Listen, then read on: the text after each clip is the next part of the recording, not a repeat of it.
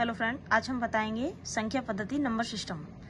ये संख्याएं क्या होती हैं, जैसे प्राकृतिक संख्या बोलते हैं हम। प्राकृतिक संख्या क्या होती है? प्राकृतिक संख्या यानी जिसे हम नेचुरल नंबर कहते हैं।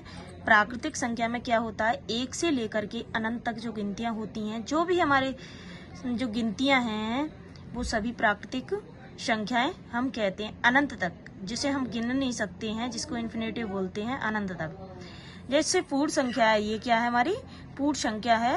पूर्ण संख्या को होल नंबर बोलते हैं। तो पूर्ण संख्या क्या होती है? पूर्ण संख्या 0 से शुरू होती है, 0 से लेकर के अनंत तक होती है पूर्ण संख्या।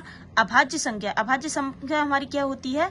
अभाज्य संख्या उसे कहते हैं जिसमें हम किसी भी प्रकार किसी भी संख्या से भाग नहीं दे सकते हैं, उसको हम अभाज्य संख्या कहते हैं। जैसे 2 है, 3 है, 5 है, 7 है, 11 है, 13 है, इन्फिनिटिव तक यानी अनंत तक, जिसमें हम किसी प्रकार से भाग नहीं दे सकते हैं, उसको हम अभाज्य संख्या कहते हैं। फिर हमारी है ये सम संख्या है। फिर आती है हमारी सम संख्या। सम संख्या किसे कहते हैं? सम संख्या वह संख्या होती है जो 2, 4, 6 यानी जिस संख्या में 2 का भाग चला जाए पूरा पूरा, उसको कहते हैं हम सम संख्या। फिर आती है हमारी विषम संख्या। विषम संख्या क्या होती है? जिसको ऑड नंबर कहते हैं। जिस संख्या में 2 का भाग ना जाए उसी को हम विषम संख्या कहते हैं। जैसे 1 है, 3 है, 5, 7, 11, 13 यानी जिसमें 2 का भाग नहीं जाएगा वही विषम संख्या कहलाती है। परमेय संख्या, जिसको हम रेशनल नंबर कहते हैं। परमेय संख्या वह संख्या होती है जिसको हम रूट से बाहर निकाल सकते हैं।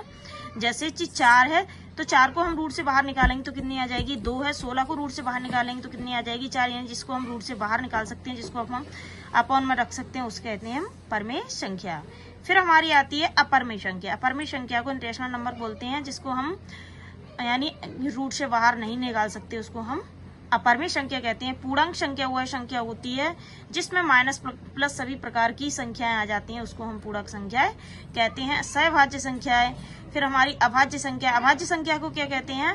अभाज्य संख्या वो संख्या होती है जिसमें भाग चला जाए, किसी भी प्रकार का किसी भी संख्या से भाग चला जाए, उसको हम कहते हैं भाज्य संख्या। जैसे 4 है, 6 है, हमारे 8 है, यानी 4 में 2 का भाग चला जाएगा, 6 में भी 2 का भाग चला जाएगा, 3 का चला जाएगा, यानी सभी क्या है? ये भाज्य संख्या है। जिस संख्या में भी भाग चला जाता है उसी को हम अभाज्य संख्या कहते हैं। और जी सहभाज्य वगैरह ये चीजें हम और डिटेल में सभी बताएंगे। हमारी वीडियो अच्छी लगी हो तो लाइक करना, चैनल को सब्सक्राइब करना।